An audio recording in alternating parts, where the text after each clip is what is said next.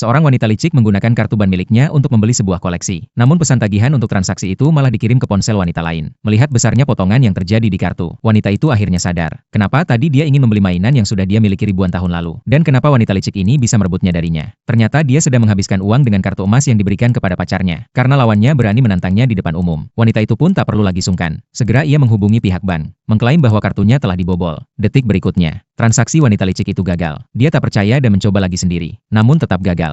Wanita itu pun terpaksa pergi dengan wajah kecewa. Tanpa dia ketahui, wanita itu sudah hidup selama 1000 tahun lebih. Dikenal oleh dunia sebagai seorang leluhur. Harta miliknya tersebar di berbagai sektor. Dan kekayaannya sudah tak terhitung lagi. Namun dia tak menyangka, pria yang dia rawat, bekerja sama dengan wanita licik yang diam-diam dia pelihara. Mereka mengirimnya ke sebuah acara lelang khusus. 3 hari lalu di acara lelang. Lelang utama adalah sebuah patung kuda dari porselen Tang Sancai. Wanita itu mengenali bahwa itu adalah mainannya dari ribuan tahun lalu. Tanpa ragu dia mengajukan tawaran. Harganya terus naik hingga mencapai 1 juta. Ketika hampir berhasil, tiba-tiba wanita licik itu mengajukan 3 juta. Sambil berteriak bahwa dia akan terus menawar. Semua orang terkejut. Mereka melihat kartu VIP emas di tangannya. Kartu itu hanya bisa dimiliki oleh orang yang memiliki aset lebih dari 10 miliar. Orang-orang mulai bertanya-tanya, anak siapa dia ini? Wanita itu pun dengan bijak memutuskan untuk tidak bersaing, menganggap itu sebagai hadiah baginya. Wanita licik itu pun dengan senang hati bersiap untuk mengambil kuda tersebut. Namun, staf memberitahunya bahwa kartu tersebut telah dibekukan. Ternyata wanita itu mengenali bahwa itu adalah kartu cadangan yang diberikan kepada pacarnya. Di saat itu dia baru menyadari, wanita licik itu adalah selingkuhan pacarnya. Dia langsung menghubungi direktur bank, meminta untuk membekukan akun tersebut. Suasana menjadi canggung seketika. Wanita licik itu menangis dan menelepon pacarnya. Pria itu mencoba menenangkan sambil marah dan berjanji akan membela wanita itu. Namun detik berikutnya, wanita itu meletakkan patung kuda Tang Sancai di depan pacarnya, lalu dengan sengaja menghancurkannya. Kemudian dia mengambil ponsel pacarnya, menghina wanita licik itu, menghabiskan uangnya tapi berusaha merebut pacarnya. Namun pria itu malah berbohong mengatakan bahwa wanita licik itu adalah sepupu jauhnya. Hanya memberinya tugas membeli beberapa pakaian, tanpa menyangka akan bertengkar dengan wanita itu. Dia berpura-pura mengajarkan wanita licik itu sebuah pelajaran. Sementara wanita yang hidup 1000 tahun itu sudah lama melihat melalui kebohongan ini. Wanita licik itu marah dan mulai berkomplot dengan pacarnya. Pria itu dengan kesal mengatakan akan membuat wanita itu merasakan hukuman yang lebih berat, dan memaksanya untuk meminta maaf dengan berlutut. Namun mereka hanya perlu bersabar sedikit lebih lama. Wanita licik itu pun segera setuju, menantikan saat wanita itu dihina. Keesokan harinya, pria itu membawa wanita licik untuk meminta maaf dan berlutut. Takut penampilannya tidak meyakinkan wanita itu. Wanita licik bahkan memukul pipinya beberapa kali. Pria itu pun diam-diam menaruh obat tidur dalam teh. Wanita itu yang tidak curiga meminumnya dan langsung pingsan di sofa. Saat dia terbangun, dia mendapati dirinya terkunci dalam kandang besi. Namun wajahnya tampak tenang, karena dalam 1000 tahun hidupnya, dia sudah sangat terbiasa dengan situasi seperti ini, dan tidak menganggap dua orang ini serius. Dia malah mengejek wanita licik yang menghabiskan uangnya untuk memanjakan pacarnya, namun malah menyalahkannya karena membekukan kartu. Pria itu memarahinya dan meminta agar dia segera meminta maaf. Namun wanita itu tidak akan pernah tunduk. Pria itu berkata dia akan segera menerima pelajaran. Setelah mereka pergi, asisten wanita itu memberitahunya bahwa dia mungkin akan membutuhkan banyak uang. Namun mereka sama sekali tidak tahu, wanita itu tak pernah kekurangan uang. Citra bos wanita yang kuat.